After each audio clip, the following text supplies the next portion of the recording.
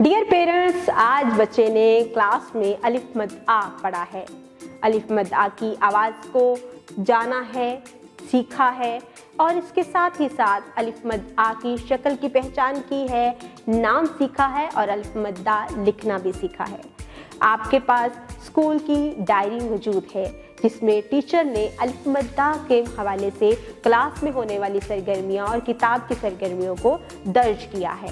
आप क्लास में होने वाली तमाम सरगर्मियों को अपने घर में भी बच्चों से करवाएं ताकि बच्चे बेहतर तरीके से अलिफ मद आ की आवाज़ को सुनकर समझ सकें और इसके साथ ही साथ अलिफ मद आ की शक्ल की पहचान करते हुए इसको लिख भी सकें।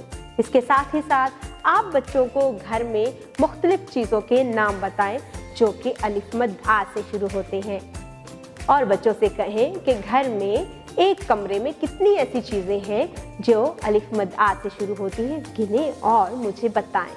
इसके साथ ही साथ आप अपने घर में ऐसे अफराद के नाम जो कि अलिफ मद आ से शुरू होते हैं वो भी बता सकते हैं। इससे बच्चा बेहतर तरीके से अलिफ मद आ की आवाज़ को सुनना, समझना, लिखना, पढ़ना सीख सकेगा। उम्मीद करती हूँ आपने इस वीडियो से बहुत कुछ सीखा होगा। मज़ीद सीखने और जानने के लिए हमारे साथ रहेगा। मिलती है अगली वीडियो में, तब तक अपना बहुत सारा ख्याल रखिएगा। खुदा हाफिज़।